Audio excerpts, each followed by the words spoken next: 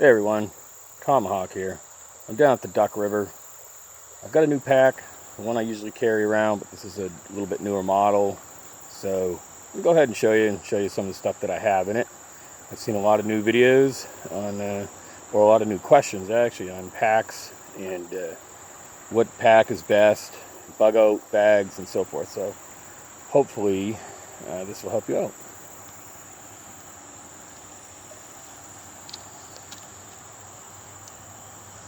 This is an old Camelback. I don't think Camelback makes this model anymore. It was very successful, so they discontinued it. I'm not sure what their thinking was on that. So anyway, it's a very small pack. I can put my hand there so you can kind of see how small that pack is. And I put a few outside things on it that didn't come with it. So anyway, let's take it and I'll show you some of the components. So one thing I usually do here is I'll hold my pack out with one hand and I'll count to 10 and make sure I can hold it up for the count of 10. So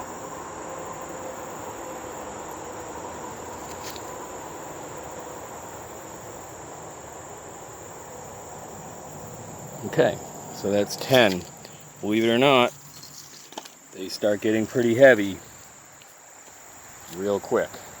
Just like anybody in the military, when you held your weapon up over your head for a few minutes, it didn't feel like it was 8 or 9 pounds anymore. So anyway, this one has a Camel water system, Camelback water system. It has a cover on it here. You got to take the cover off for it to work properly, to drink out of it. The button there took me a while to figure out what that was. It's actually to disconnect the end so you can put new ends on it. And then this shuts the water on and off. If you're waiting for a long time and you're lying down prone in a position hunting or something like that, a lot of times you'll roll over after a couple hours. You'll roll over on this nozzle, and most of the time the cover pops off and falls off. And then what'll happen is, see if I can get it to do it, it'll leak water onto you. And then at that point, you'll wonder if you're pissing your pants or what's going on. So you can try to remember to shut that off right there. So some of the nice stuff on this pack that I love about these is not only the size, but the padding is nice enough for the weight of what this pack weighs. The pack itself doesn't weigh much. A lot of people forget to weigh the pack that they have, and they start off with a very heavy pack with nothing even in it yet. So this one here, you're going to need your waist strap here for around your waist. That's actually what a lot of the weight of the pack would normally rest on. That's an area that I wish they used a little thinner, thicker. It's a little thin belt. I wish they used a little bit thicker there, and I wish they had a little more padding in that. But it's not bad. It works. It keeps the bottom from flopping if you run. It does have these little pouches to put the that in if you're not using it, which is a little strange. I'm going to sew a holster to that or something, or I'm not sure exactly what I'm going to put there. But so that's that. And then up here, this goes up by your chest, believe it or not, these straps here. And what they do is they keep the top here from spreading apart when it's on you. So otherwise they like to fall off your shoulders. I've got a little in here. I've got my compass.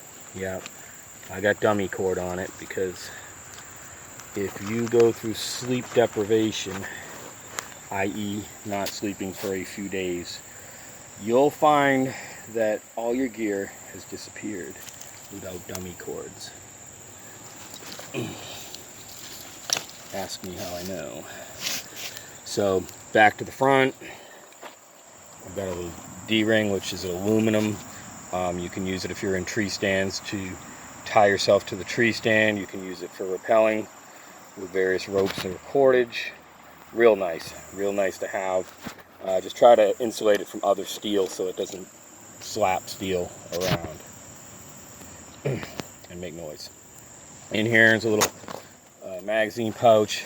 I've got my medical kit. Big thing about medical kits, you know, make sure you have a lot of tape and you know, antibacterial. I've got some tweezers in there, and my medicine, you know, if you don't have any medicine, take that, and even some multivitamins, stuff like that would be good. And perhaps a small light flashlight in there if you have a nighttime injury, things like that. I've got a Mora knife. It's so sharp that if you look at it, it's going to cut your eyeball. For $9 or $10 or whatever, it's the best knife you can buy. It doesn't weigh anything. Part of this pack for me is to keep the pack light. It's going to at some point get a 22 titanium J-frame 22 put on it. So because there's a lot of water in it, and you know, I'm here in Alabama, I need water. I'm not like people in Maine that can just, you know, reach down and fill their cup up because they're standing in the water. Here it can be a little tougher. Yeah, right now I'm surrounded by water, and yes, this water is drinkable. I've drank it because that's what I do. I drink water just right from the source. I've learned how to do it. So so that's basically the outside of it. I am going to put a Leatherman here. Let's see what we got inside of it. One thing that you should start doing is putting your zippers together like this at the top instead of hiding them on different sides. Oh, whoops. What's that? You know, that's my Tomb Raider special. If it's good enough for Lara Croft, it's good enough for me. HK-45. That doesn't stay in here. It's normally on my belt. Today, I don't have my belt on. I am mountain biking nude. Oh. So, anyway, folding saw. Well, this one's actually not a folding saw. It actually, you twist the knob and the blade comes out. It's old. Works very well. I'm going to get a new one. It's kind of beat up now. Spatula, because you need a spatula. Try flipping burgers without one. It don't weigh anything. Toothbrush, because you don't want nasty teeth. Let's see. Nice little pen light. That's what I use inside the pack at night mostly. A pen, because you might have to write notes, leave it on a tree. This is nice. It's just a fold-out bag. And why would you have another bag in a bag? Well, if you're collecting mushrooms, or you're collecting fire-making stuff, or you need a couple extra magazines, or whatever you're doing, that little bag folds up to nothing. The straps could be cut off and used for a weapon strap if you came across a weapon that didn't have a strap, or yours broke. And this is a very light knife in it. It's a buck knife. It's just a backup folding knife. Super nice little knife. And a little fire maker. Perfect. Here is nice. It's got a magazine for like an AR mag built in. It's perfect. Nice hidden spot there. And then on the side here is where I usually put some snacks. The top here has nothing in it at the moment, but some toilet paper with a plastic bag around it would probably go in there, and a couple other, probably some snacks, some high nutrient snacks that are, you know, energy making snacks. And let's see, my battery of course is going dead. And then here's the Camelback. It's got a hook right, I don't know if you can see it, there's a hook right there to hook the top of the Camelback. This is the filler, and down at the bottom is the tube, and the tube comes up right through here. Now yeah, the Camelback it can be popped.